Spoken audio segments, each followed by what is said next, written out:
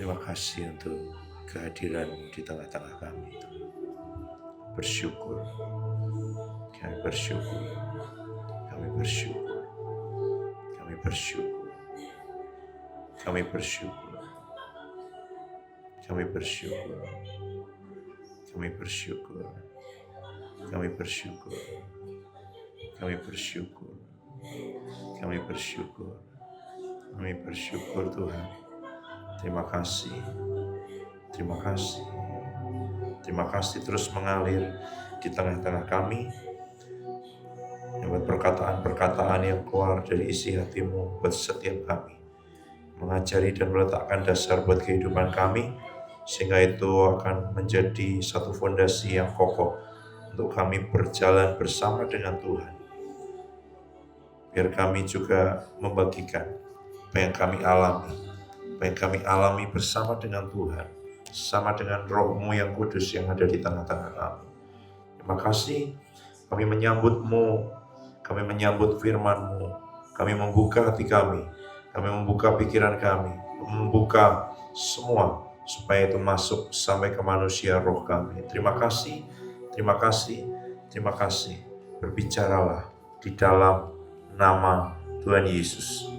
Amin, amin, amin. Terima kasih yang masih dilawat Tuhan, dirajar situ. Coba sebelum kita mulai firman, 3 orang mungkin beberapa bersaksi apa yang dialami hari ini, supaya yang lain bisa diberkati juga. Yuk, bersaksi. Kamu mengalami apa? Kamu lihat apa? Kamu merasakan apa? Tuhan mengerjakan apa? Tuhan berbicara apa? Selama tadi kita menyembah. Yuk, siapa? Langsung. Jangan lama-lama. Yuk, cepat langsung berdiri. Ya, Kauce.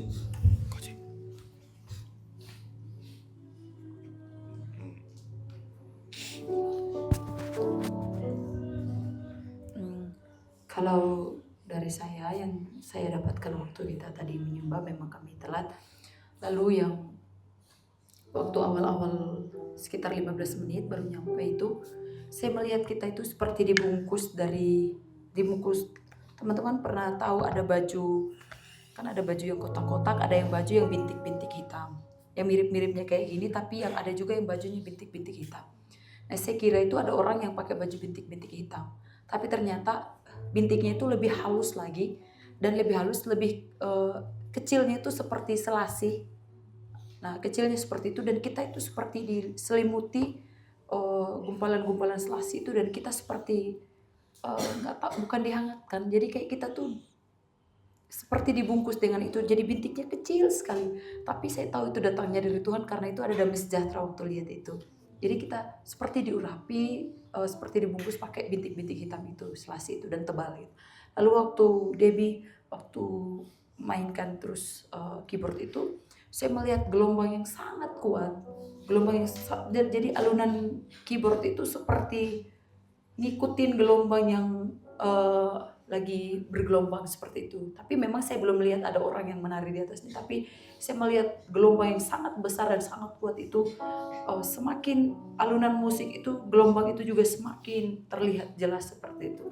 Lalu di akhir-akhir waktu saya dengar Sani bahas roh, jujur waktu sebelum Papi datangin, saya bilang Roh Kudus artinya apa? Apa maksudnya gitu. Lalu saya diberi satu kata, lagi ngusir gitu. Lalu saya bilang lagi ngusir apa gitu. Dan Roh Kudus cuma kasih hati keributan di pikiran. Saya nggak tahu itu pikiran di Sani atau di pikiran kita semua yang ribut-ribut, saya nggak tahu. Tapi yang Sani katakan itu pengertian yang saya dapat, dia lagi ngusir sesuatu, tapi itu yang lebih ke pikiran, yang ributnya di pikiran gitu. Memang saya nggak tahu apa itu, tapi cuman bilang lagi ngusir itu keributan di pikiran. Itu yang kakak dapat. Oke. Coba Sani.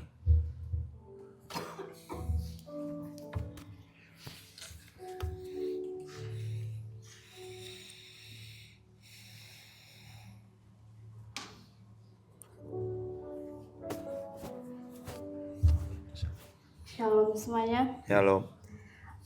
Awal-awal waktu nyembah yang saya dapatkan, apalagi dari jalan tadi aku udah kerasa gitu kan. Pas sepanjang jalan baru lihat orang-orang itu udah kerasa gitu di hati, bahkan rasanya kayak pengen muntah, tapi benar-benar kayak panas di hati gitu. Apalagi pas lewat gitu, ketika aku ngerasain aku dalam sambil bahasa roh gitu di hati, bahkan tutup mata dan ku melihat sepanjang jalan tuh dari yang belum seram sampai yang seram tuh ada semua seperti itu. Dan sampai di sini tuh nyembah Roh Kudus ngajarin aku gitu, ngajarin pas lagi tadi kan memang lagu tentang kekudusan kayak gitu kan. Aku dari nyembah aku bilang Tuhan yang bertahta di Salatiga ini, bahkan Tuhan yang melindungi tempat ini, bahkan di seluruh Jawa ini Tuhan yang kayak cover gitu, tidak ada kuasa manapun. Dan Roh Kudus ngajarin aku berdoa gitu bahwa Tuhan Yesus sudah mati dan dia dikuburkan, bangkit, dan dia duduk di sebelah kanan Allah Bapa, dan kita sebagai anak-anak Tuhan duduk bersama dengan Tuhan di sebelahnya. Bahkan segala kuasa yang ada di bumi yang bukan kuasa dari Tuhan itu ada di bawah kaki Tuhan Yesus, bahkan di bawah kaki kita sebagai anak-anaknya, dan kita diberi kuasa kayak gitu. Tuh Roh Kudus ngajarin aku berkata seperti itu, bahkan anak-anaknya diberi kuasa buat ngikat setiap roh itu, bahkan menghancurkan setiap roh itu, sehingga tidak ada kuasa manapun yang mengganggu setiap anak-anak Tuhan seperti itu. Dan ketika nyembah gitu, saya melihat ada kursi besar, dan gak lama Tuhan tuh duduk di situ, dan kita tuh sambil sujud, ada yang nyembah, penyembahan. Setelah selesai Tuhan Roh Kudus ngajarin aku buat itu ngelihat Tuhan gitu, kita nyembah, dan Roh Kudus cuma bilang fokus nyembah, karena kunci dari segala untuk mengalahkan setiap apapun itu nyembah sama Tuhan, nyanyi sama Tuhan, kita bersyukur kayak gitu, maka semua itu gak akan mendekat sama kita. Nah saat bahasa roh kayak gitu, dari awal saya digerakkan Tuhan buat kayak megang, kayak saya kan duduk di tengah-tengah adik mahasiswa baru itu kan, terus Tuhan nyuruh aku tangan kanan dan kirimu pegang mereka kayak gitu. Tapi saya masih, Roh Kudus masa iya, kayak saya juga pengen kayak gitu, Tuhan tuh ini sama saya gitu. Dan awalnya saya pengen, Tuhan kok yang lain pada nangis, saya pengen kayak gitu, nangis buat Salatiga. Tapi Tuhan bilang bukan saatnya kau nangis kayak gitu, ngapain nangis kayak gitu. Dan bukan Tuhan tuh, dan gak lama gitu Tuhan perlihatkan saya megang panah gitu kan, dan mana sangat jauh, tapi sekalipun jauh langsung kena. Dan apa pengertiannya Tuhan kayak gitu, itu tuh seperti ketika anak Tuhan bersatu mendeklarasikan, itu seperti anak panah langsung tak, setiap perkataan tuh langsung tak kena gitu, langsung tepat kayak gitu ketika mendeklarasi, memperkatakan, karena Tuhan sudah beri kuasa seperti itu. Dan di situ saya coba bahasa roh gitu kan sambil nyembah, dan saya masih lama gitu, enggak Tuhan, saya juga mau, masa saya megang mereka, sampai ketika saya mau megang pun saya masih kayak gini gitu kan, masih gini, nggak berani saya pegang mereka berdua. Dan nggak lama udah kuat banget, akhirnya saya pegang mereka. Dan awalnya Roh Kudus, kamu akan ngerasain apa yang mereka rasain ketika kamu megang mereka. Mungkin mereka belum ngerti, bahkan belum tahu tentang Roh Kudus, bahkan mereka masih jauh dari itu kayak gitu. Kamu pegang aja, nggak perlu kamu kayak doain atau apa, pegang dan bahasa roh. Saya terus nggak lama saya taat, saya pegang tangan kanan saya sama Vira dan satu sama Sarah. Itu saya pegang, rasanya badanku kayak gemetar. Saya masih kayak nggak mau buat bahasa roh kencang gitu, saya masih pelan bahasa roh sambil tenang gitu. Tapi dalam hati udah nggak bisa aku tahan, akhirnya aku bahasa roh kencang.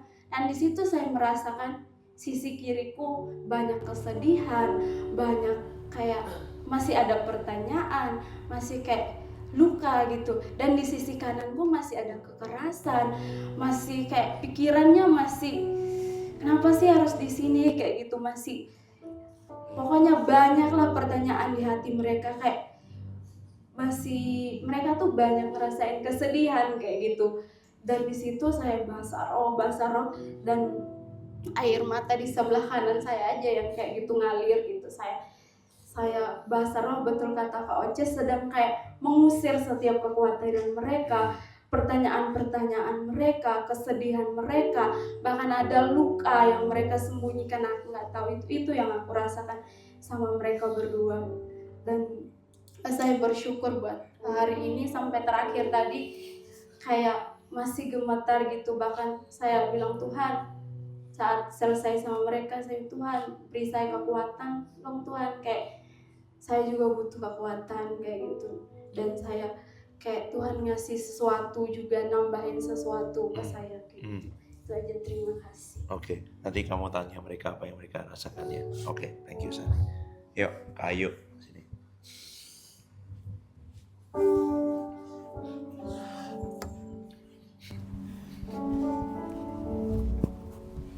Ya, shalom semuanya. Shalom. Kalau yang saya alami tadi, oke, ini ya.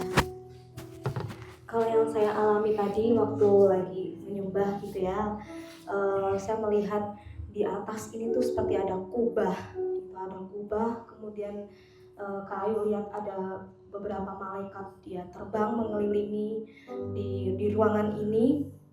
Kemudian tiba-tiba lihat lagi ada Tuhan Yesus dia berjalan, tapi dia berjalan di atas pasir gitu, dan saya ngikutin jejaknya dari belakang. Saya melihat Tuhan Yesus, tapi hanya sepinggang ya, dari sepinggang sampai bawah, sampai kaki. Tuhan Yesus nggak pakai sendal sama sekali, cuma nyeker kayak gitu aja. Terus saya ngikutin dari belakang, kemudian pindah lagi gitu di ruangan ini, tiba-tiba berubah semuanya, penuh dengan bunga-bunga gitu, mengelilingi tempat ini sampai tiang-tiang, sampai atap, semuanya dipenuhi dengan bunga-bunga mengelilingi seperti itu. Dan kemudian tadi waktu Papi doain saya gitu ya, doain Kak Ayu, di situ nggak tahu kenapa tiba-tiba Kak Ayu cuma bisa ketawa di situ, nggak bisa nangis, cuma rasanya pengen ketawa aja, sukacita kayak gitu. Itu yang saya alami. Oke, thank you. Yes, thank you. Udah, dua lagi ya. Ya, oke, Matt. Kak Matius. Pakai ini biar bisa.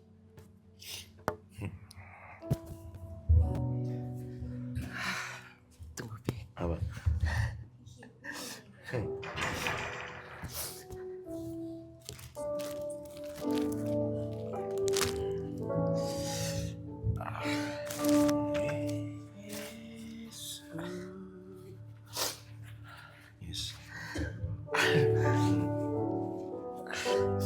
Salam teman-teman. Shalom.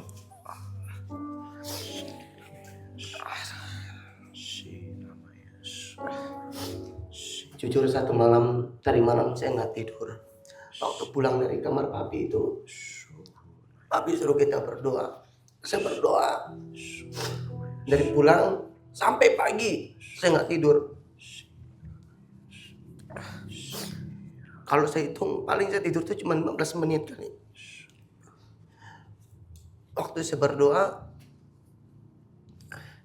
saya lihat ada satu bapak memasukkan saya di dalam balon.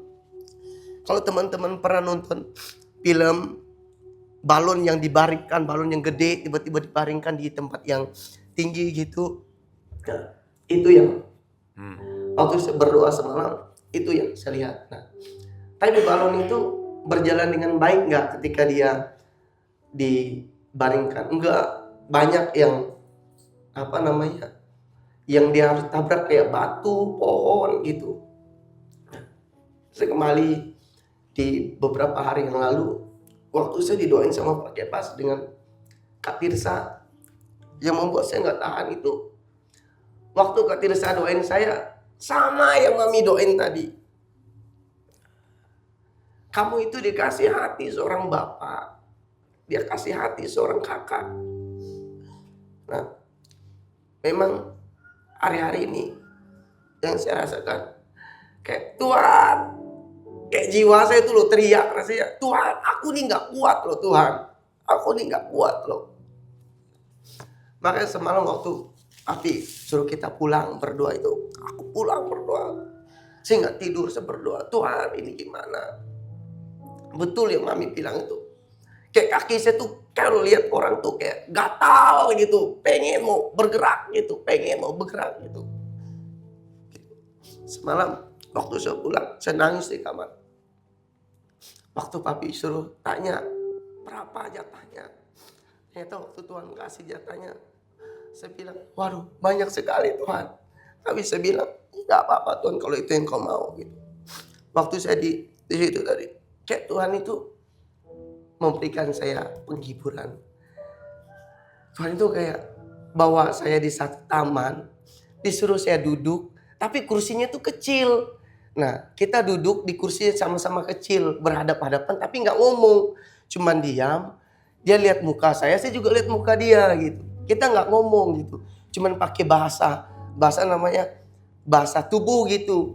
Kita cuman duduk diam berdua, cuman duduk aja gitu, nggak ada ngomong gitu. Nah, saya nggak kuat gitu waktu pas Papi doain saya tadi, kayak ada sesuatu yang masuk di kepala saya gitu. Kayak ada sesuatu yang ngalir gitu.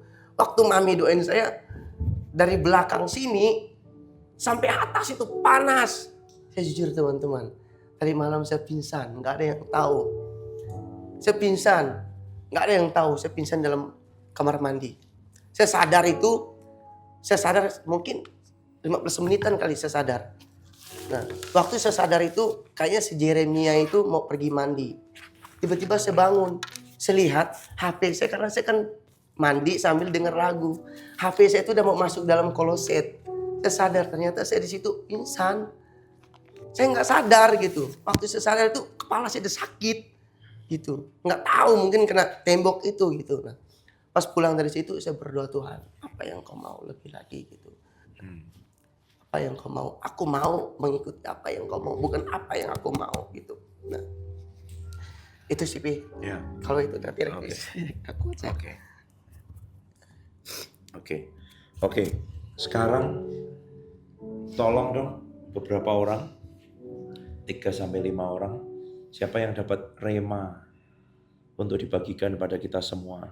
Selama minggu kemarin aja, suatu yang kuat sekali Tuhan bicara di hatimu, firman. Itu ayatnya dibacakan, nanti tulis papan tulis buat kita semua. Yuk, nggak usah maju gak apa-apa. Di situ aja dibaca ayatnya, nanti tak tulis di papan. Yuk. Ya, di situ di dalam kelas. Boleh nggak masukin sini? Ya. Di dalam kelas ada biru dan sini.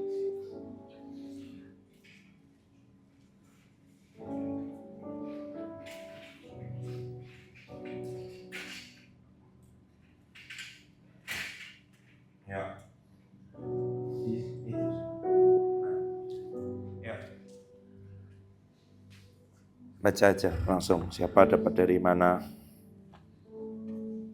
3 aja. Yuk. Ya, apa Mance?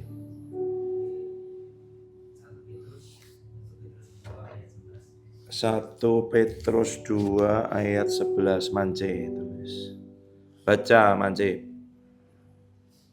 Saudara-saudaraku, mengasihi kamu, supaya sebagai pendatang dan perantau, kamu menjauhkan diri dari keinginan daging yang berjuang melawan jiwa. Oke. Tulis saja, menjauhkan diri dari keinginan daging yang berjuang melawan jiwa. Mance, 1 Petrus 2. Menjauhkan diri dari keinginan-keinginan daging yang berjuang melawan keinginan-keinginan. Oh, bagus ya. Tulisan bagus. Daging yang berjuang melawan jiwa.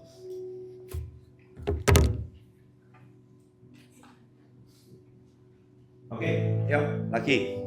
Yes, Kak Yos. 1 Korintus 12 ayat 31. Jadi berusahalah untuk memperoleh karunia-karunia yang paling utama, dan aku menunjukkan kepadamu jalan yang lebih utama lagi. 12 ayat 31.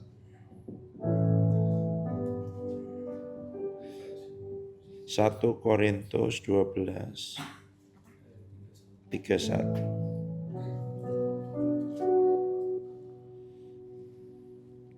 Berusahalah memperoleh karunia-karunia yang paling utama.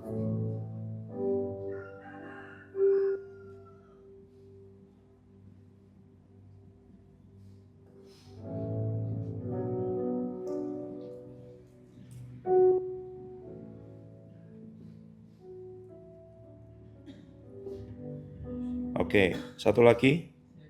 Ya. Yesaya.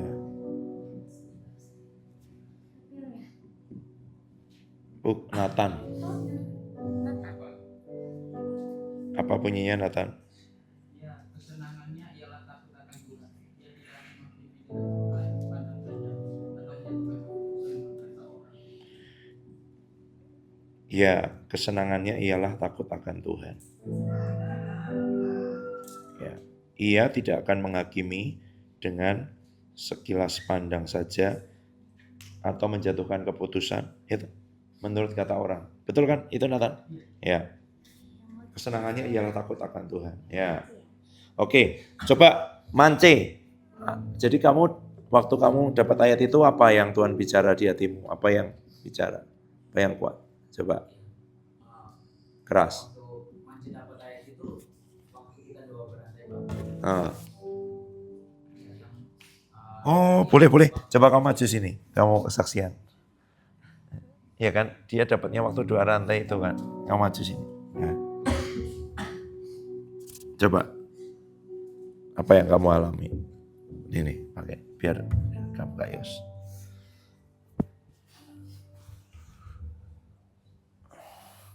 Ya, waktu Manca dapat ayat itu, waktu kita doa berantai, awalnya sebelum doa itu Manca mau mandi. Nah di situ ada sesuatu yang keras sekali dalam hati. Dia berbicara tentang Roh Kudus seperti itu. Nah di situ Manca minta penuhi seperti itu. Nah ketika kita kumpul untuk doa, di situ Manca merasa ada sesuatu yang berbeda seperti itu. Yang Manca rasa kok rasanya kok penyembahannya kok plong-plong banget gitu, enteng banget gitu. Jadi ya di situ Manca minta untuk Roh Kudus penuhi gitu. Penuhi apa yang menjadi kekosongan dalam hati atau dalam pribadi Manca itu, Roh Kudus minta Roh Kudus untuk penuhi seperti itu. Nah di situ ketika kita nyembah, di situ Manca merasa kok ada yang hancur sekali dalam hati gitu. Rasanya pengen nangis saja, nangis terus gitu. Di situ ada sesuatu, pokoknya di situ ya kalau kita berbicara tentang rohani itu suara Roh Kudus. Di situ dia minta tentang hati Bapa gitu. Tuhan, di situ Manca minta Tuhan gandeng tanganku seperti itu, jangan lepaskan gitu. Di situ yang membuat Manca terharu itu kok connect sekali gitu. Tiba-tiba Papi langsung pegang tangan Manca gitu. Connect sekali gitu. Kok tiba-tiba Papi tahu gitu, maksudnya kok Papi tahu apa yang Manca rasain gitu. Kok Papi tahu, padahal Manca itu ngomong dalam hati gitu. Manca minta sama Roh Kudus, Tuhan, kalau Engkau Bapakku pegang tanganku gitu. Di situ langsung Papi langsung pegang tangan Manca. Di situ langsung Manca rasa kok hatinya hancur sekali gitu. Tuhan, Kau betul-betul nyata gitu. Di situ Manca pengen nangis. Di situ setelah Papi lepaskan tangan Manca, di situ Manca sujud, Manca berdoa, Tuhan apa yang Kau mau gitu. Di situ ya Manca merasa Papi duduk sama Manca di salah satu taman ya seperti Kamatius tadi. Di situ Papi bicara tentang banyak hal. Dan situ Papi bilang, kisah ini kisahmu nak gitu. Di situ Papi bilang ini kisahmu di satu Petrus gitu. Banyak di 1 Petrus itu ada 5 pasal. Di situ ketika pulang setelah kita doa, Mance pulang, Mance baca ayat-ayat itu. Oh Tuhan, kok persis sekali dengan apa yang Papi sampaikan di taman itu, gitu. Jadi di situ Papi bicara, karena ya betul selama ini dalam pribadi Mance mungkin sudah 2 semester, tapi kok masih penuh rasa kekhawatiran gitu akan masa depan itu seperti apa gitu.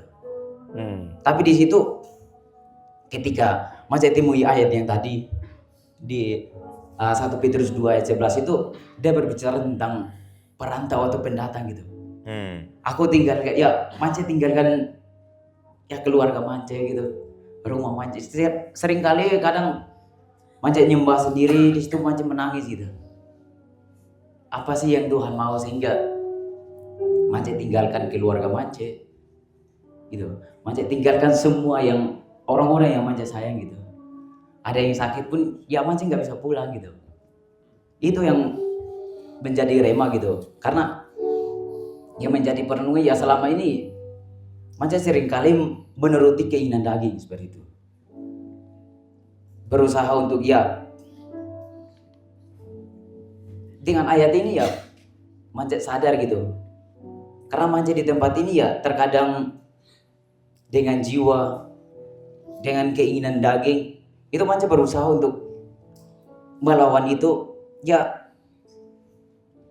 sebelum Mance mengenal pribadi Roh Kudus itu, Mance mencoba untuk melawan keinginan daging itu dengan kekuatan Mance sendiri gitu. Tapi ternyata tidak bisa teman-teman. Susah sekali gitu. Meskipun ada orang yang bisa menasihati, tapi kok susah sekali nerima gitu. Rasa dihakimi gitu. Ada mungkin Kak Matius, ya jujur saya mungkin ya Tuhan saya berdosa banget gitu Tuhan, aku mau bertobat gitu Tuhan.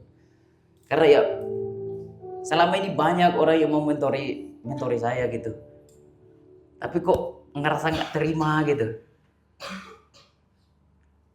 Lalu kemarin pas saya dapat ayat ini, saya berpikir Tuhan siapa sebenarnya gitu.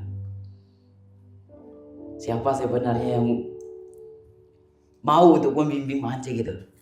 Dengan hati yang keras, dengan pikiran yang ya mungkin ya menurut saya sendiri pikir saya itu masih keras sekali gitu. Susah untuk dididik seperti itu. Karena ya dari masa lalu, dari latar belakang ya masa lalu yang kacau gitu. Jadi ya seringkali ya mungkin seperti yang Papi bilang, ya itu Mance seringkali melihat kaca spion seperti itu. Jadi seringkali Mance jatuh, celaka gitu. Karena ya seringkali Mance melihat masa lalu gitu. Tapi saya bersyukur karena ketika Mance terus mendekat dengan orang-orang yang terus berdoa, ya akhir-akhir ini baru Mance sadar tentang pribadi Roh Kudus itu seperti apa. Gitu. Jadi di situ Mance minta ketika penyembahan, ketika Mance berdoa, di situ Mance mau merasakan hadirat Tuhan gitu. Dan yang puji Tuhannya Mance nggak tahu ya, mungkin ada yang pernah rasain. Tapi ketika sekarang ketika nyembah di mana aja gitu, kok rasanya hancur sekali hati ini gitu. Pengen nangis terus. Jadi itu yang menjadi rema gitu. Karena ya yang Mance tahu dulu, dan mungkin kemarin Mance bukan orang yang seperti ini. Dan sekarang Mance lebih tidak mau bergaul lagi gitu. Pokoknya tidak mau menyia-nyiakan waktu bersama teman-teman ataupun sama siapa itu. Mance nggak mau lagi gitu. Lebih ke menyendiri gitu, merenungkan apa yang Tuhan taruh dalam hati itu, apa yang ya Tuhan panggil Mance ke sini untuk apa gitu. Kalau untuk mau bergaul ya bergaul aja gitu. Tapi ya dengan siapa kita bergaul ya kita akan seperti itu. Gitu. Jadi itu yang menjadi rema. Dan waktu itu ya itu saya sempat merasa bahwa Tuhan ini sebenarnya Tuhan itu di mana gitu. Saya sempat bertanya-tanya, Tuhan itu di mana gitu. Karena waktu ketika Mance berdoa, di situ pasti selalu connect sama orang-orang terdekat gitu. Punya orang-orang terdekat itu kok dia tahu gitu. Kok dia tahu apa yang Mance doakan, apa yang Mance minta itu orang-orang di sekitar Mance itu pasti tahu gitu. Jadi itu yang membuat Mance sangat ya kagum sama Tuhan gitu. Ya Tuhan itu nyata gitu.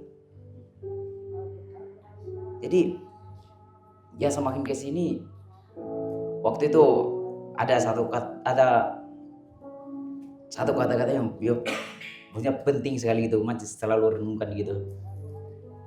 Yang di situ dia bilang Tuhan bawa Mance sejauh ini gitu.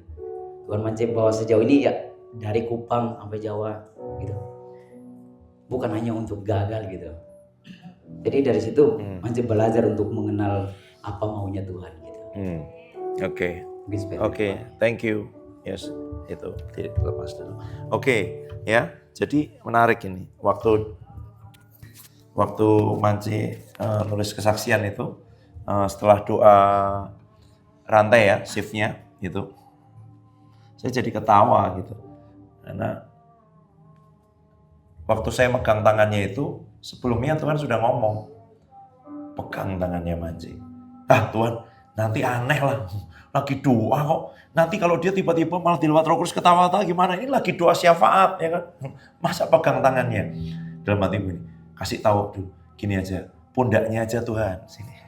Tak tawar, pundaknya aja Tuhan, bukan tangannya. Ya, gitu. Aneh lah Tuhan. Masa tiba-tiba gandengan tangan sama Mance ya kan? So sweet sekali ya. Di tengah-tengah doa ya kan gitu.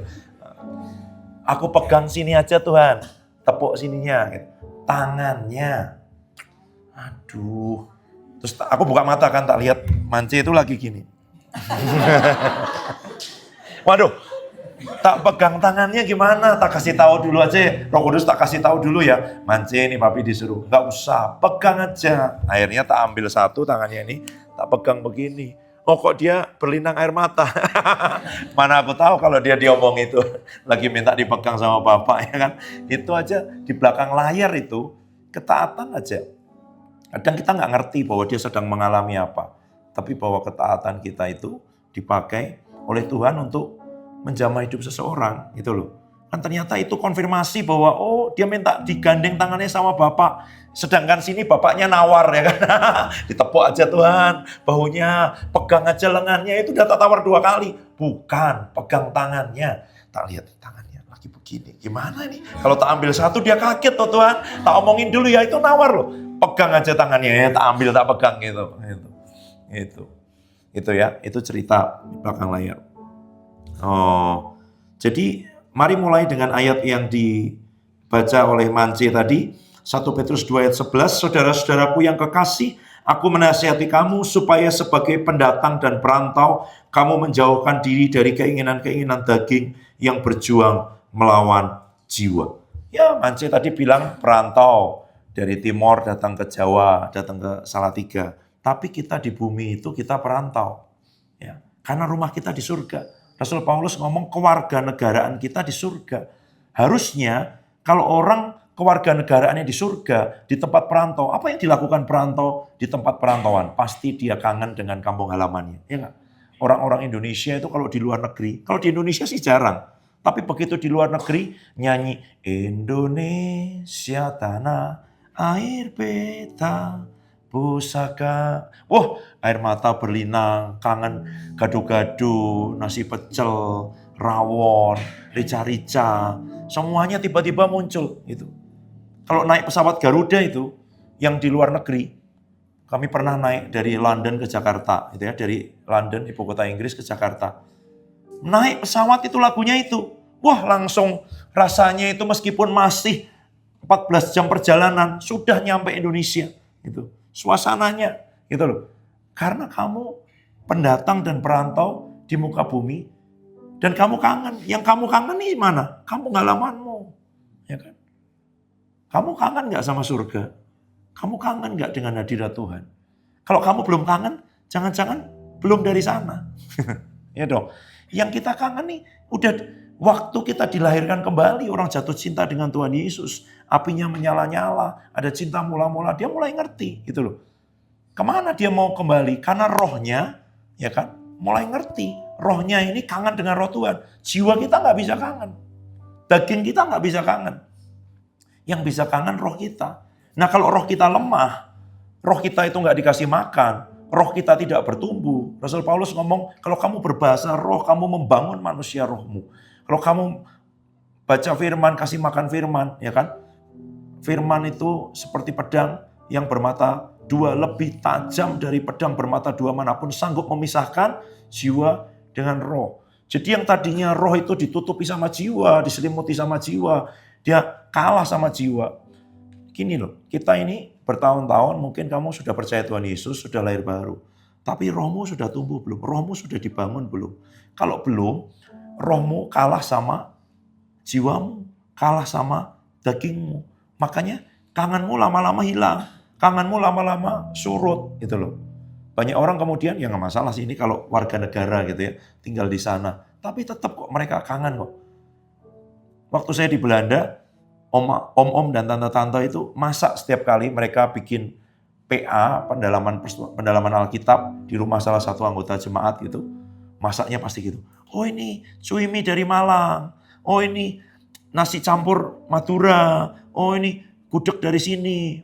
Meskipun bukan seperti aslinya ya. Tapi mereka mencoba itu membayangkan yang dulu mereka dimakan di Indonesia. Bikin pastel, bikin itu semua jajanannya jajanan Indonesia. Karena apa? Kangen. Gitu.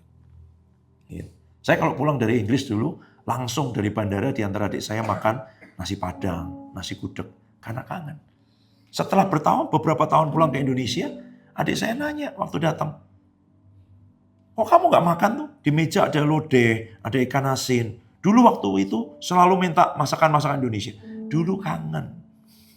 Sekarang setelah balik Indonesia, kangen Inggris. Pengennya makan makanan yang gak ada di sini. Oh ya udah, sekarang dia ngerti, diajak ke Jogja, satu tempat yang ada makanan-makanan Eropa dan seperti itu. Kangennya lain, itu loh. Kamu kangen surga gak?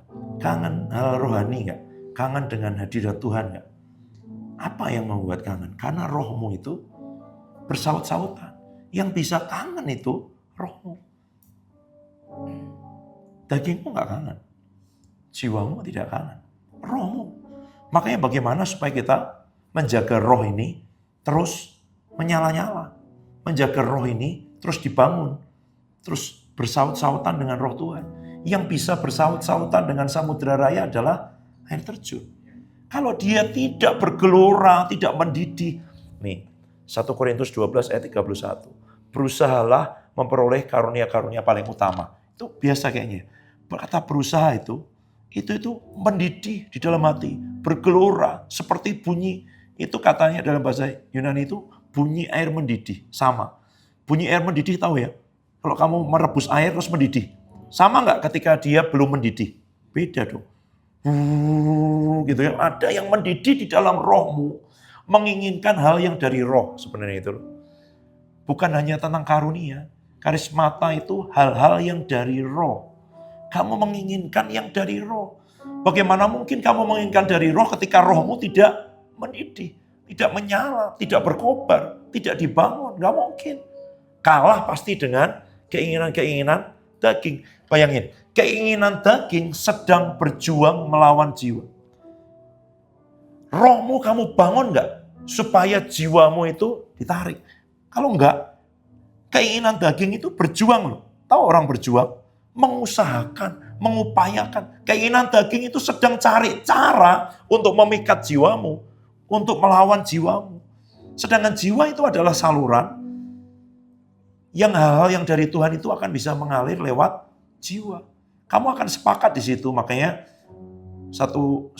Roma 12 itu pembaharuan pikiran, pembaharuan akal budi, jiwa diperbaharui terus. Supaya apa? Sepakat dengan rohnya. Jiwa apa? Pikiran, perasaan, kehendak. Harus diperbaharui dengan firman. Harus diajari firman. Harus belajar firman. Supaya pikiran ini, perasaan, kehendak tidak ikut. 1, perasaannya sendiri. 2, daging. Saya kasih contoh. Sebenarnya kalau ada selotip nggak di sini? Nggak ada. Kasih, Michelle, coba maju Michelle. Michelle itu Venida sama Hani. Maju Hani. Ya. Ini misalnya ya, menghadap ke sana. Roh, jiwa, tubuh, ya kan? Daging. Gitu. Nah, seringkali yang terjadi, rohnya kamu menghadap sana, ya kan? Kamu menghadap sini. Jiwa ini menentukan dia menghadap kemana. Makanya pertobatan itu metanoia, berbalik arah. Waktu tadinya belum bertobat, kamu menghadap sana. Dia dagingnya menghadap dunia. Dan ini menghadap ikut ke sana. Lalu mempengaruhi rohnya. Gitu.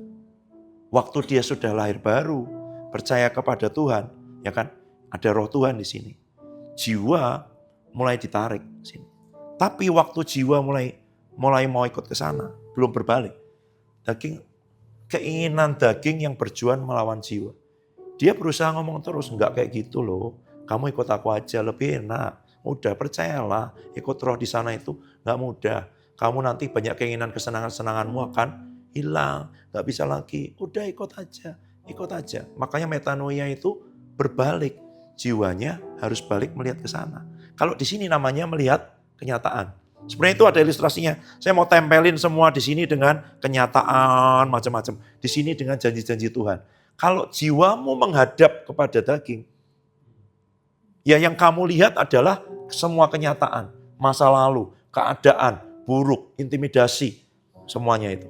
Tapi begitu balik dia lihat ke sana, dia akan lihat perkataan Tuhan, janji Tuhan, rencana Tuhan, kekekalan, kemuliaan, surga, berkat, karunia, anugerah, kemurahan, cintanya Tuhan.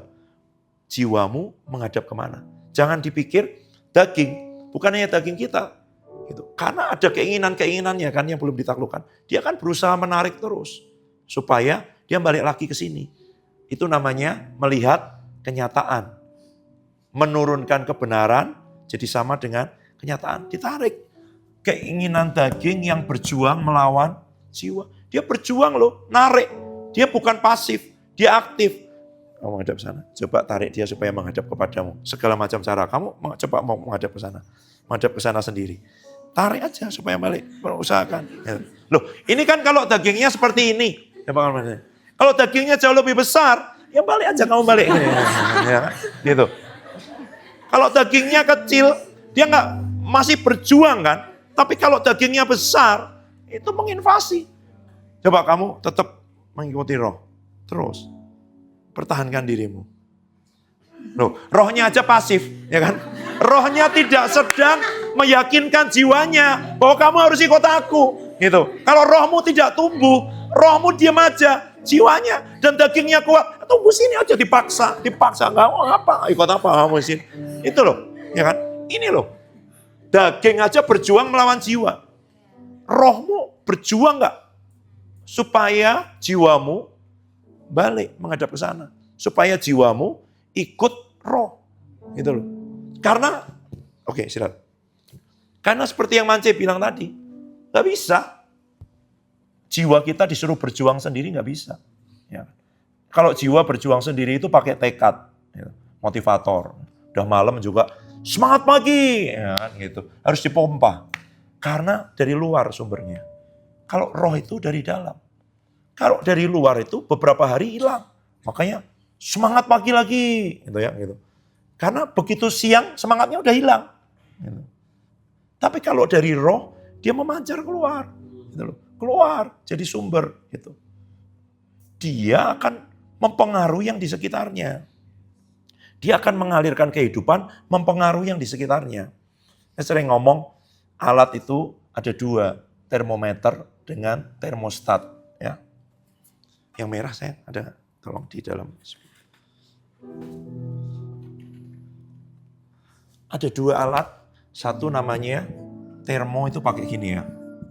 Termometer. Satu lagi. Betul ya Pak Trio? Ginilah ya. Termometer itu mengukur suhu badan kan? Demam. Taruh di ketek. Lihat berapa saat. Oh 39, 41. Apa yang dilakukan oleh termometer? Menunjukkan keadaan dari orang itu. Panasnya berapa. Nih kalau AC-nya begini, ada termometer ruangan. Dia akan menunjukkan, oh suhunya di dalam ruangan ini mungkin 20 derajat. Sedangkan begitu kamu bawa keluar, dia berubah menjadi 28 atau 30 derajat. Hanya menunjukkan. Termometer itu mengukur, menunjukkan. Menunjukkan apa? Suhu atau keadaan. Oh, lagi demam ini Ray. Panas banget. Apakah begitu dikasih termometer jadi turun? Tidak. Hanya menunjukkan. Itu kalau dalam perjanjian lama, hukum Taurat. Hukum Taurat bisa menunjukkan. Kamu kusta. Pergi dari perkemahan. Tapi dia tidak bisa menyembuhkan, tidak bisa menahirkan. Nanti kalau kamu tahir, tak perkatakan sudah tahir. Ya kan? Tapi Tuhan Yesus seperti termostat. Tahu termostat? Dalam AC ini ada alat namanya termostat. Termostat itu gini, suhu ruangan ini sebelum ada AC, beda nggak menurutmu? Kalau AC-nya dimatikan dengan enggak? Waktu tadi AC-nya belum dinyalakan, suhu Salatiga coba lihat di handphonemu berapa sayang?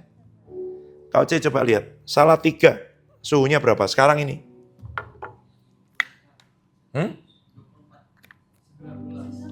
Jangan kopeng, Salatiga diganti. Nggak mungkin Salatiga 19. Salatiga kota. Nah, 28 derajat. Ya kan? Jadi suhu di dalam ruangan ini kemungkinannya juga sama, 28 derajat tadinya. Tapi AC itu kan ada suhunya kan? Bisa kamu turunin jadi 20, jadi 16, jadi 18. Waktu kamu setel dia ke 18 derajat, termostatnya bekerja. Bekerja keras, dia seperti ini. Berjuang bagaimana suhu 28 berubah jadi 18. 28 jadi 18. Itu. Ngerti ya bedanya ya? Kalau tadi kamu kasih termometer, oh 28. Bisa nggak termometer mengubah jadi 18? Tidak bisa. Tapi termostat bisa. Hukum Taurat, oh kusta kamu pergi dari perkemahan sampai tahir. Tapi waktu Tuhan Yesus pegang jadi tahir. Berubah jadi termostat. Keadaannya berubah. Gitu loh. Seperti itu. Roh kita harusnya mengubah keadaan jiwa. Kalau rohmu nggak kuat, jiwamu ditarik sama daging, roh gimana? Nggak bisa. Roh harus kuat sehingga dia bisa ngomongin jiwa. Ya kan? Pemazmur kan ngomong begitu. Hai jiwaku tenanglah, mengapa engkau gelisah di dalam diriku. Itu rohnya ngomongin jiwanya. Kalau rohnya nggak kuat, ya yang ngatur siapa? Jiwa. Jiwa yang dipengaruhi oleh daging. Daging dipengaruhi oleh dunia, oleh keadaan, oleh kenyataan semuanya. Rohnya kalah. Karena dia tidak punya kemampuan untuk menjadi termostat. Dia cuma bisa, oh iya aku lagi sedih, lagi letih. Kalau rohmu kuat, pergi setiap roh kesedihan dalam diriku. Pergi dalam nama Tuhan Yesus. Aku alirkan kesegaran, aku alirkan kekuatan yang baru. Mengalir keluar. Mengalir keluar dari diriku. Karena kamu punya termostat itu di dalam dirimu. Roh Kudus bisa mengubah keadaan seperti Tuhan Yesus. Dia bukan hanya, oh kamu kusta ya, bukan. Tahir. Dan berubah jadi tahir. Gitu loh. Kamu haus. Ya. Nih, minum yang dari aku. Berubah jadi mata air kehidupan. Kalau yang lain, oh iya kurang ini, pesta. Nggak ada. Nggak ada apa namanya? Nggak ada anggurnya. Ya. Gimana caranya kita beli anggur? Gimana kita patungan dengan itu? Enggak. bisa mengubah air menjadi anggur. Bisa menjadi jawaban, bisa mengubah keadaan. Tidak hanya tahu ada masalah. Gitu loh. Ya kan? Semua kan kita tahu, cari masalahnya. Ya kan? Kalau nulis skripsi kan gitu. Rumusan masalah. Gitu. Cari kemudian berusaha menyelesaikan bagaimana. Gitu. Tapi ini enggak. Dia mengubah keadaan. Gitu loh. Apa yang mengubah keadaan? Yang dari Tuhan, yang dari Roh. Nah makanya dia harus dibangun, dijaga gitu loh. Kenapa? Daging aja berjuang melawan jiwa gitu. Masa rohmu tidak dibangun supaya dia bisa mempengaruhi yang kita belajar minggu-minggu yang lalu, mengalir keluar sampai take over jiwa, sampai mengambil alih jiwa, sampai menaklukkan jiwa dan sampai ke tubuh. Tadi sebenarnya yang saya bilang,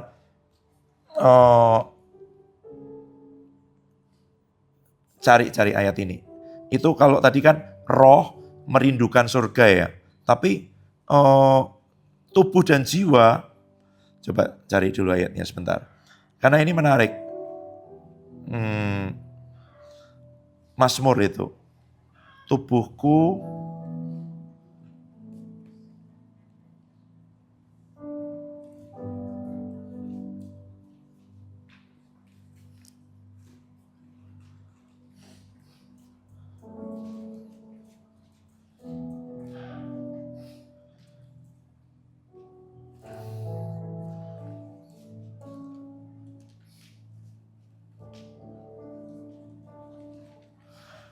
Mazmur 63 ayat 2.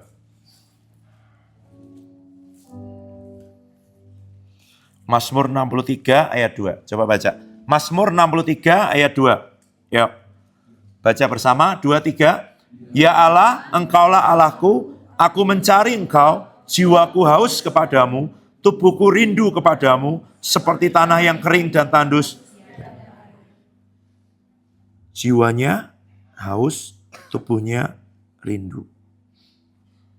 Itu berarti roh yang di dalam sudah mengalir keluar sampai ke jiwa, sampai ke tubuh. Sehingga tubuh dan jiwa punya kerinduan kepada Tuhan. Kalau belum. Baru rohnya. Aku pengen berdoa, tapi setiap kali berdoa aku ngantuk. Nah itu kan, rohnya mau, dagingnya belum mau. Tubuhmu sudah bisa rindu belum kepada Tuhan. Rindu kepada Tuhan tuh bisa diajak berlutut, bisa diajak lompat-lompat, bisa diajak ngangkat tangan. Gitu. Tubuhmu sudah rindu belum? Jiwaku haus kepadamu. Jiwaku haus kepada drakor, kepada belanja online, COD. Kan itu jiwa. Pengen sesuatu yang baru, pengen sesuatu yang beda, pengen sesuatu yang di itu ya kan. Ngapain kita posting-posting story? Jiwaku haus validasi ya kan. Tapi kalau jiwaku hausnya kepada Tuhan, itu berarti dia baliknya sudah ke sini. Tapi dia dimulai dari roh dulu. Rohmu kuat, sehingga rohmu bisa menarik jiwa dan tubuh, memenuhi jiwa dan tubuh untuk nanti dia ikut haus, rindu kepada Tuhan. Kalau belum, enggak. Oh, kepengen setiap kali aku begini tapi kok malas ya. Setiap kali aku baca Alkitab kok ngantuk ya. Itu tubuhmu belum rindu dan jiwamu belum haus. Nah kalau daging aja berjuang, rohmu berjuang enggak? Maka Rasul Paulus ngomong ya kan. Aku berbahasa roh lebih dari kamu semua. Bangun manusia rohmu. Kuatkan, deklarasi, perkatakan. Saya belajar dari Pak Ayub kemarin ngomong. Statementnya memang agak kontroversial dia ngomong ini. Kalau Tuhan Yesus kan ngomong. Kamu kalau berdoa masuk dalam kamar, tempat tersembunyi ya kan. Jangan di persimpangan jalan, jangan di pinggir jalan, jangan suara keras supaya didengar orang. Gitu. Gak apa-apa kalau kamu baru mulai. Jadi orang Farisi dulu dia bilang gitu. Teriak yang keras supaya dagingmu dengar dan jiwamu tunduk. Kalau enggak, kamu tidur. Dia bilang, 2 jam di situ itu kamu tidak berdoa. Kamu pindah tempat tidur dan posisi tidur. Makanya kita ngajarin, doa keras bukan supaya keras. Karena kita Dagingnya masih kuat, jiwanya masih kuat. Makanya teriak keras, bahasa roh kuat, supaya nyambung, rohnya menyala, jiwanya sadar, badannya nggak tidur. Gitu loh. Bukan karena, kalau nanti kamu masuk ruang Maha Kudus, nggak usah teriak, diam aja. Tapi karena ini masih kuat, tubuh dan jiwamu belum rindu, belum haus, teriakin supaya dia tetap ada di situ. Gitu loh. Itu caranya. Bukan supaya kita begitu terus. Terus. 2 pagi apalagi. Ya kan? Bagus beliau bilang.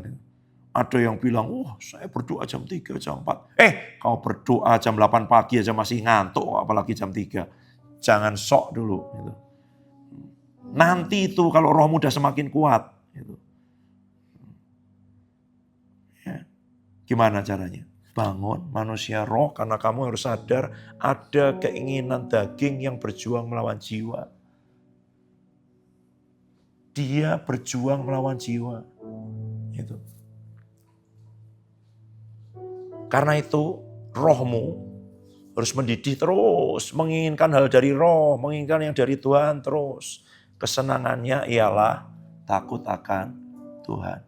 Menginginkan hal dari Tuhan dan takut akan Tuhan. Gitu. Takut akan Tuhan tuh bukan takut ketakutan, ya kan? Karena pada kita Tuhan tidak memberikan roh ketakutan.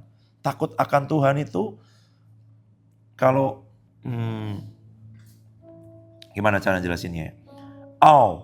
Kekaguman itu ya, kegentaran, ngerti bahwa dia sesuatu yang berbeda dari kita. Makanya setiap kali malaikat datang menyampaikan pesan Tuhan, pasti diomongi jangan takut. Karena dia sesuatu yang berbeda sekali. Sesuatu yang mengagumkan, dahsyat, kualitasnya berbeda gitu. Orang kalau lihat sosok itu cuma di TV ya, mungkin itu pejabat, orang penting, presiden, tokoh yang dikagumi. Itu mungkin biasa lihat di TV, lihat di layar. Begitu kamu ketemu di depanmu, biasanya itu langsung speechless, kehilangan kata-kata, ya kan? Karena ngerti begitu ketemu, wah, orang ini itu ternyata beda ya, punya sesuatu di dalam dirinya, gitu loh. Kalau orang dunia bilangnya ada auranya, gitu. Aura kepemimpinan, aura apa? Kamu pernah nggak ketemu dengan orang-orang, meskipun kamu mau ngomong apapun nggak suka, orang itu kalau diberi kepercayaan ya, misalnya gubernur, itu kan memungkinkan sekian puluh juta orang ya. Kamu ketemu sama dia. Kamu pernah perhatikan nggak presiden? Kamu lihat nggak Pak Jokowi waktu dulu masih wali kota, gubernur dan presiden? Beda nggak wibawanya? Beda. Lihat wajahnya. Itu kan kelihatan sekali. Kalau Pak SBY kan dari dulu jenderal ya. Gitu. Tapi kalau Pak Jokowi ini orang biasa. Jadi wali kota, waktu jadi gubernur Jakarta. Kamu lihat videonya nanti, cari. Pak Jokowi waktu masih jadi gubernur Jakarta, jadi wali kota Solo. Dengan jadi presiden awal, dengan jadi presiden periode kedua. Beda sekali. Beda. Gitu loh. Itu seperti dia punya otoritas wibawa yang keluar dari dalam dirinya. Apalagi kita ketemu Tuhan. Orang ketemu malaikat-malaikat aja semua gemetar kok. Takut. Gitu. Yesaya yang nabi aja ketemu Tuhan bilang najis bibir.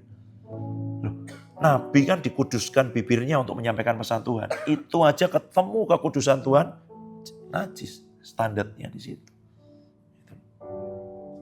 Sampai takut akan Tuhan jadi kesenangan. Semalam, kemarin sore di mobil, setelah ngomong-ngomong banyak itu baru sadar dengan Kak Debbie, dengan itu Kak Yos sama Mami. Kita ngambil mixer sama speaker yang untuk youth camp. Kan sering ngomongan Papi kan. Kotoran terakhir yang dikeluarkan dari emas itu perak. Ya kan? Ngomongnya gagah banget ya. Kalau kita mau dimurnikan, jangankan batu, kotoran, besi, perak pun harus dikeluarkan. Kamu tahu nggak di hatimu waktu perak mau dikeluarkan, Tuhan kalau dijual kan lumayan loh Tuhan, kok jangan. Ya kan? Ya kalau perak itu dikiloin kan masih ada harganya. Dijual kan masih ada, tapi itu pun dikeluarkan. Tidak mungkin kamu rela kalau kesenanganmu tidak takut akan Tuhan. Ya masih ini nggak apa-apa Tuhan. Nggak dosa loh ini. Enggak loh.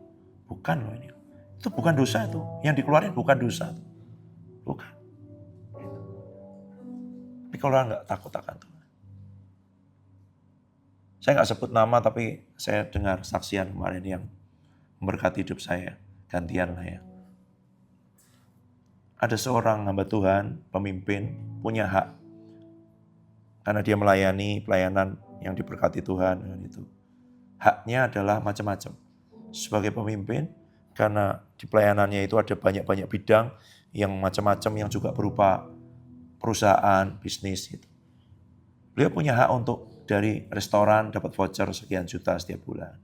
Dari perusahaan ini yang lain bisa untuk menjalin kerjasama dengan perusahaan luar negeri itu dibanding, dia bilang. Kalau saya mau ke Eropa, ke Amerika, kemana setiap tahun berapa kali, gampang sekali. Karena memang haknya diberikan pada saya. Dia bilang, tapi saya memilih tidak mengambil itu semua.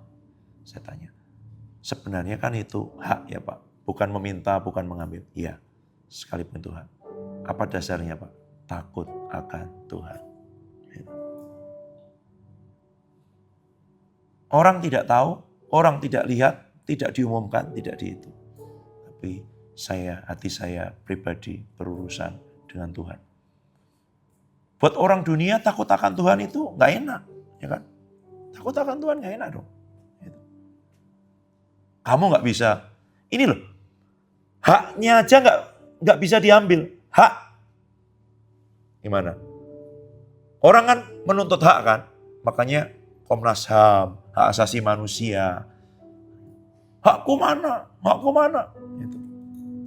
Kalau haknya dilanggar, haknya dikurangi, semua protes. Tapi kalau tanggung jawabnya nggak dilakukan, nggak ada yang protes. Kok tanggung jawabku belum penuh, kok aku nggak dituntut?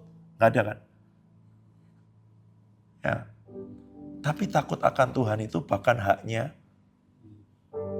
waktu dia disuruh melepaskan, dia lepaskan. Tanpa orang lain tahu. Tanpa orang lain melihat. Dan itu tidak salah. Hak. Itu sudah jadi kesenangan. Takut akan Tuhan sudah jadi kesenangan. Tapi dia dimulai dari roh. Gak mungkin kamu menyenangi kesenanganmu itu takut akan Tuhan. Kalau rohmu tidak dibangun. Rohmu tidak berhubungan dengan roh Tuhan. Terus. Dan percayalah tidak ada batasnya. Tidak ada batasnya. Gini nih, kemarin saya cek. Gimana gambarnya ya?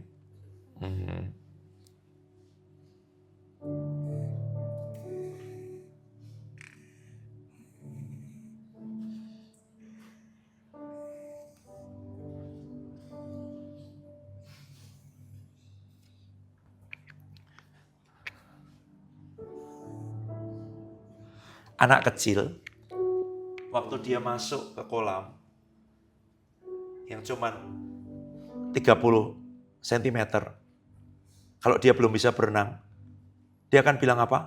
Dalam ini. Enggak, nah kamu enggak akan tenggelam, karena dia tingginya cuma 40 cm. 30 cm itu sudah sebatas bibirnya. Aku tenggelam loh Papa, tenggelam loh. Enggak, ini dalam, enggak.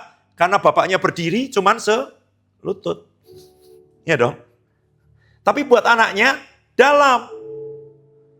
Tambah dia bisa berenang, bisa nak, itu masih ada yang lebih dalam lagi. Masuk ke sini. Wah ini aku tenggelam Papa. Enggak, percayalah enggak tenggelam. Cuman sepinggang Papa ini. Ya dong. Tapi buat anak kecil itu dalam.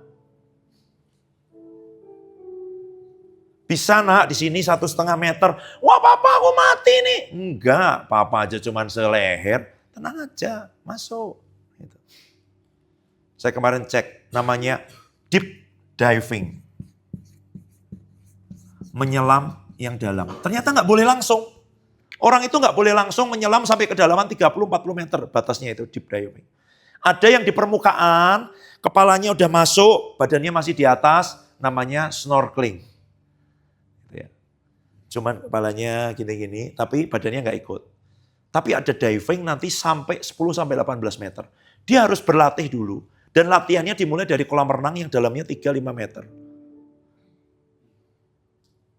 Terus sudah berlatih baru dibawa ke laut yang sampai 10-18 meter. Nggak boleh langsung ke 30 meter. Karena dia menyesuaikan dengan tekanan, dengan banyak hal. Semuanya, kemampuan jantung, paru-paru, semuanya, oksigen, yang itu, yang di bawah sana. Dia harus terbiasa dulu. Tapi kamu puas snorkeling di permukaan. Lalu di artikel itu, kenapa kok harus menyelam sampai ke dalam? Karena ada keindahan yang tidak bisa didapat di permukaan. Harganya beda tapi, ya kan? Di kedalaman 30 meter, 18 meter, 10 meter dengan di permukaan. Kalau kamu mau berenang-berenang, menikmati, berendam, di situ aja bisa. Tapi tidak ada keindahan di sana. Tidak ada ketenangan di situ yang bisa kamu nikmati. Kalau orang bergemuruh terus, semuanya ribut, semuanya ramai, karena dia di permukaan. Kamu lihat permukaan laut, ya kan? Siapa pernah ke laut? Siapa pernah ke pantai? Ya. Pernah nggak dia airnya tenang ini? Mau tsunami itu. Ya kan? Nggak pernah. Pasti ada ombaknya, meskipun itu kecil, ataupun nanti semakin itu kenceng. Gelombang, ya kan? Itu di mana? Di permukaan. Begitu masuk ke dalam, semakin dalam, ada nggak ombak di bawah? Nggak ada. Kalau kamu di permukaan terus, kamu akan dipengaruhi oleh ombak ini dari mana sih? Angin kan? Ada angin ini, ombaknya bergulung-gulung. Ada angin ini, anginnya surut. Nggak ada. Gitu loh. Kamu masih dipengaruhi keadaan terus. Karena masih di situ. Masuk. Masuknya kemana sih? Ke roh. Gitu loh. Masuknya ke roh. Nah kita diberi cara paling gampang masuk ke roh. Waktu kamu berdoa dengan bahasa roh, kamu membangun manusia rohmu. Kamu minta darah Tuhan Yesus menyuduskan, terus kamu masuk. Terus kamu bangun manusia roh. Karena jiwa sama tubuh masih teriak-teriak kenceng, masih belum merindukan dan mencintai dan mengingini Tuhan. Kuat-kuatlah supaya dia mulai ngikut, supaya kamu tundukkan. Supaya dia nggak ngantuk. Supaya kamu tahan. Gak apa-apa. Saya dengar Pak Yusak Cipto dulu kalau ngajarin, saya doa 1 jam. Tapi waktu saya baru mulai doa 1 jam, mungkin yang di hadirat Tuhan 5 menit. 55 menitnya itu menaklukkan pikiran yang kesini kesana, keinginan ini, rasa gatel, pengen ini, tiba-tiba mau pipis, padahal tadi barusan kencing. Kalau nggak saat teduh juga baring-baring nggak kencing, tapi ini rasanya itu lapar lagi. Kok ingat saldonya belum bertambah-tambah? Itu terus kan. Makanya kuat dulu supaya ini ditundukkan, dikalahkan, supaya nggak kalah sama berisiknya di pikiran itu. Gitu loh. Terus masuk, terus masuk, terus masuk. Baca ini, Kolose 2 ayat 23. Bahasa Indonesianya baca enggak apa-apa, nanti saya baca bahasa Inggrisnya.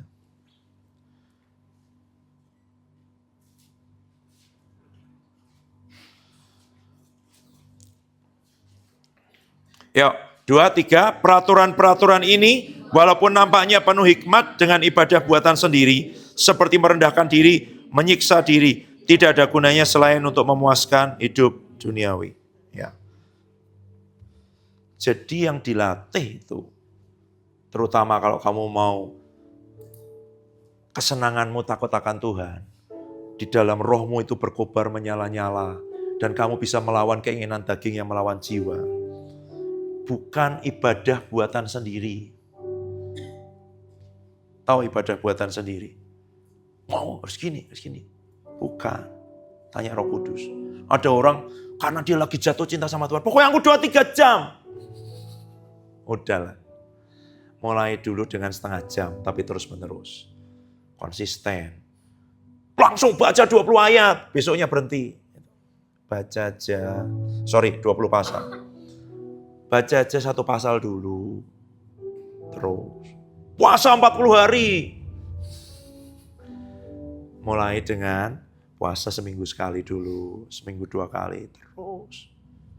Jangan itu. Jangan sampai begitu terus cuman 3 bulan berhenti kepahitan.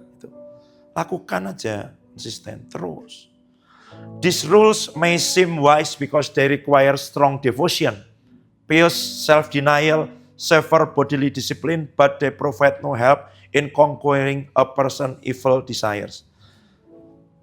Yang bisa menaklukkan dagingmu bukan cara-cara. Saya nggak bilang gini loh, oh kalau gitu nggak perlu puasa papi, salah. Kalau begitu nggak perlu baca Alkitab bahasa roh keras, malah bukan. Puasamu dilakukan dengan dorongan Roh Kudus. Roh Kudus nyuruh gini, puasa. Puasa itu cara dipakai untuk melakukan itu. Kalau kamu pikir pokoknya semua puasa bisa, itu kamu mengandalkan puasa bukan mengandalkan Roh Kudus. Gitu. Ada lagi saatnya Roh Kudus bilang gini, udah nyembah aja. Begitu nyembah itu hilang. Gitu. Jadi siapa yang bisa mengalahkan, conquering, menaklukkan a person evil desire, keinginan daging yang berjuang melawan jiwa, Roh Kudus di dalam diri. Dimas ini, ingat nggak kemarin Dimas? Dan itu juga tidak ada kerjasama ya Dimas kita ya, waktu di sesi workshopnya Papi ya. Dimas memegang spidol. Coba kalau Dimas megang spidol gini Dimas, tangan lurus. Kira-kira 1 jam masih bisa dia nggak? Masih. 2 jam? 3 jam? Perlu Harun dan Hur, ya kan, untuk menopang dia, ya kan. Mungkin dikasih kursi, dikasih apa. Oke, coba Dimas, kalau pegangnya botol ini Dimas, berapa lama Dimas kira-kira? 1 jam masih bisa? Bisa, oke. Kamu bisa bayangin nggak, kalau yang dipegang Dimas adalah, ya, tak cabut ya Kak Devi ya. Oh.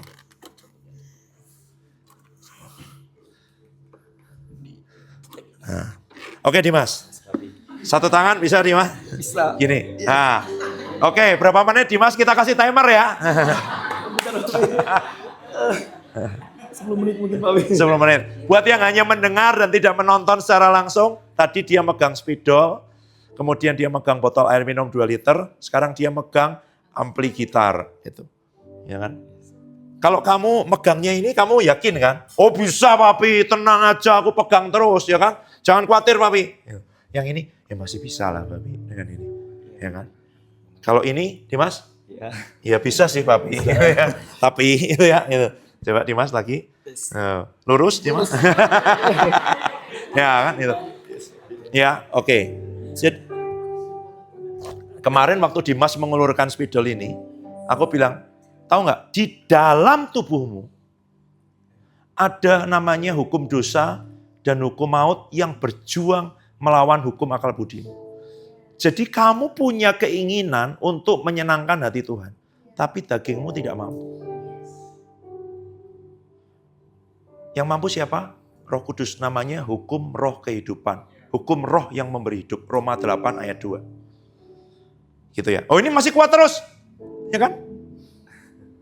Kemarin saya bilang, serahkan aja ke Papi Dimas. Tak tolongi ya Dimas. Gitu. Papi udah nolongin kan? Ngapa dia tetap megang? Iya dong.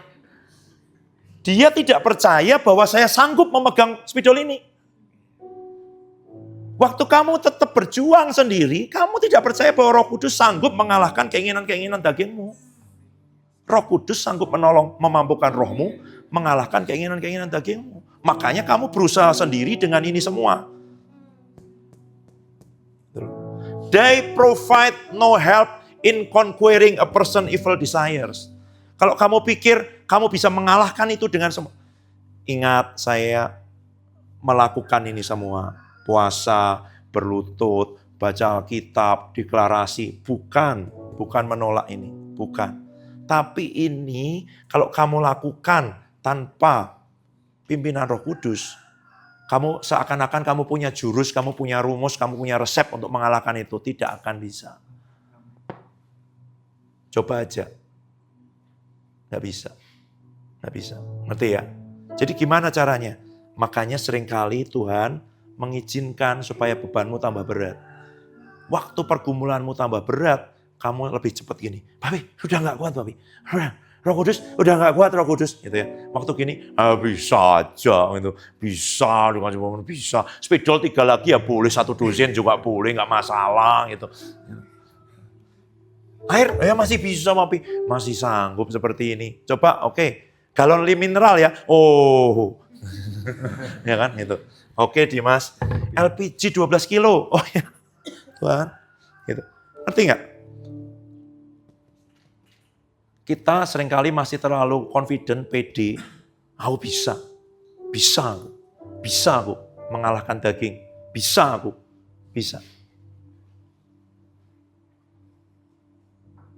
Minta tolong Roh Kudus saja dari awal.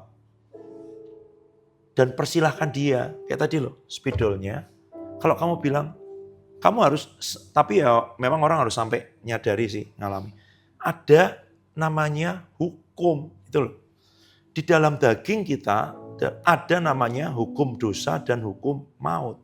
Hukum itu sampai pada level kamu percaya tidak dia akan terjadi. Oh, aku tidak percaya hukum gravitasi. Iya. Lompat aja tuh dari atas itu loh. Dan kita akan siapkan tandu untuk ke EGD. Ya kan?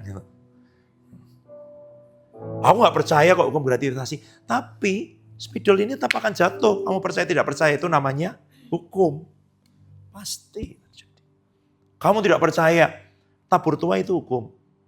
Siapapun melakukan ya dia akan menabur akan menuai. Sudah hukum. Hukum itu tidak perlu dipercayai. Pasti terjadi. Hukum dosa dan hukum maut di dalam daging kita, kamu percaya nggak percaya, kamu merasa kamu bisa menaklukkan, pasti kalah. Kenapa? Dia kayak gravitasi itu loh, narik terus. Kita punya hukum akal budi yang pengen untuk melakukan kehendak Tuhan. Tapi di dalam daging ada namanya hukum dosa, hukum maut yang narik terus. Akal budimu mau, kepengen, tapi dagingmu tidak akan pernah mau. Bukan karena tidak mau, karena ada hukum dosa, hukum maut. Ada nggak hukum yang bisa mengalahkan itu? Ada. Ya kan? Spidol ini, kalau saya taruh di atas ini, sampai Tuhan Yesus datang, dia tidak akan jatuh ke bawah. Enggak. Ada yang menopang dia, yang berkuasa lebih daripada hukum gravitasi. Itulah namanya hukum roh kehidupan, hukum roh yang memberi hidup. Roh Kudus jadi hukum di dalam roh kita. Gimana caranya? Ya letakkan. Kalau begini kan letakkannya lama, ya kan? Tapi kalau ampli, cepat. Kamu enggak? Apa yang kamu gumuli dengan dagingmu, dengan jiwamu selama ini, dengan dagingmu? Kamu persilahkan enggak dia yang berurusan, dia yang menopang, dia yang menghadapi itu semua? Atau kamu masih taruh sini lah, lumayan lah. Taruh aja. Roh Kudus, ini loh, belum bisa nih Roh Kudus. Aku letakkan. Nah kalau kamu gak percaya, coba dulu menghadapi itu dengan puasa, dengan ini semua, gitu semua. Nanti kan balik lagi sekian bulan, nanti kan balik lagi. Gak apa-apa, hadapin aja. Supaya kamu tahu, karena Paulus nyoba begitu. Itu Roma 7. Dia bergumul, dia sudah lahir baru, dia pengen menyenangkan Tuhan, tapi dia bilang kok gak bisa. Pikiranku pengen menyenangkan Tuhan. Hati nuraniku pengen menyenangkan Tuhan. Gitu. Makanya orang senang dengan filsafat dan teologi. Karena tidak berurusan dengan daging. Dia pikir kalau di pikirannya itu baik, ya filosofia mencintai kebenaran. Teologia berpikir tentang Tuhan. Berpikir baik, melakukan tidak bisa. Tidak bisa. Coba aja. Ya kalau bisa, buat apa Tuhan Yesus mati? Tuhan Yesus mati supaya dia bangkit, sudah mengalami kemenangan atas daging itu, naik ke surga, turun dalam bentuk Roh Kudus. Roh Kudus itu tinggal di dalam kita, melakukan apa yang sudah dibayar sama Tuhan Yesus di dalam daging kita. Ada nggak yang bisa malah? Adam aja yang belum pernah jatuh dalam dosa sebelumnya, tidak bisa melakukan kehendak Allah. Apalagi kita yang dagingnya sudah ada hukum dosa, hukum maut. Nggak akan bisa. Siapa yang bisa? Roh yang memberi hidup. Tinggal di dalamku. Cuman kalau ini lama.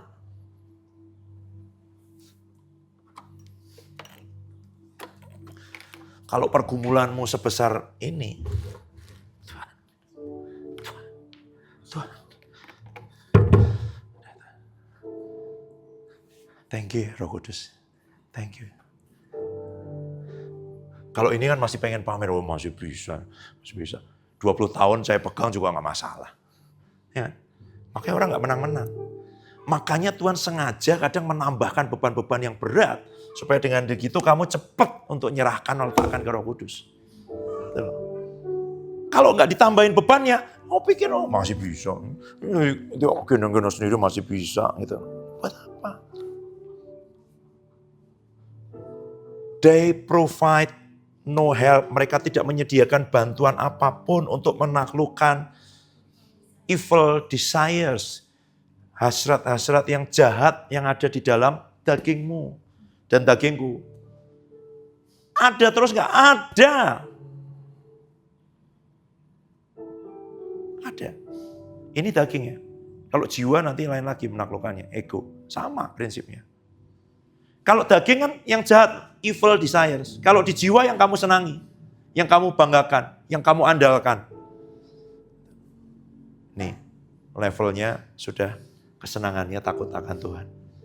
Perak pun dikeluarkan.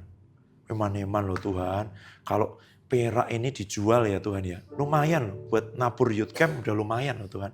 Masa sih Tuhan? Itu. Ya, gelarku lumayan loh Tuhan. Itu. Dulu aja kira-kira 2 miliar loh. Kuliah doktor di Inggris. Kuliah doktor di Indonesia 100 juta mungkin. Bisa buat nyekolahin 20 orang kan. Levelnya setara dengan 20 orang kuliah S3 di Indonesia. Sayang loh Tuhan gelarnya. Masa ijazahnya cuma ditaruh di lemari gitu. Ya ini loh Tuhan. Ada bilang sampah. Sampah aja lah. Ada nggak? Ada dong. Ya, kalau daging kita ngerti, buang. Tapi kalau kekuatan di jiwa, biasanya orang sayang. Aduh, jangan Tuhan. Semua orang senang sama aku tuh karena aku pintar ngomong, ceria dengan gini-gini. Itu Tuhan. Sesuatu yang kita senangi, kita andalkan, dikagumi manusia dari diri kita. Itulah yang biasanya jadi perak yang harus dikeluarkan dari hidup kita. Supaya murni. Supaya tidak ada lagi. Tapi ya itu. Mulai dari sini dulu ya. Menjauhkan diri dari keinginan daging yang berjuang melawan jiwa. Berkobar-kobar, menyala, mendidih untuk menginginkan hal yang dari Tuhan. Sampai kesenanganmu ialah takut akan Tuhan. Dan jangan coba lakukan itu semua dengan kekuatanmu sendiri, dagingmu sendiri. Dan kalau jangan buru-buru marah, kecewa, apa bahasanya Pak Adi, curiga dengan Tuhan.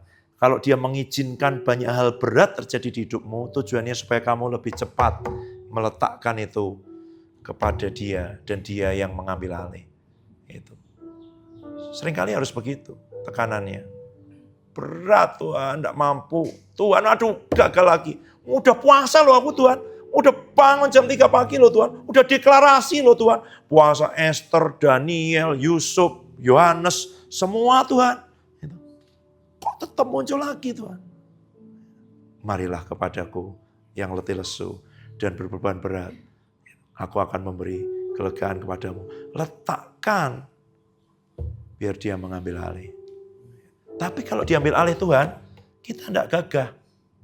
Kalau kita berjuang sendiri, saya udah 2 puasa. Habis 2 puasa itu, menang saya. Itu. Saya udah 2 puasa, enggak mampu. Saya udah begini, ya bisa. Itu. Roh Kudus yang bisa. Kemuliaan hanya bagi Dia. Nyanyi ya.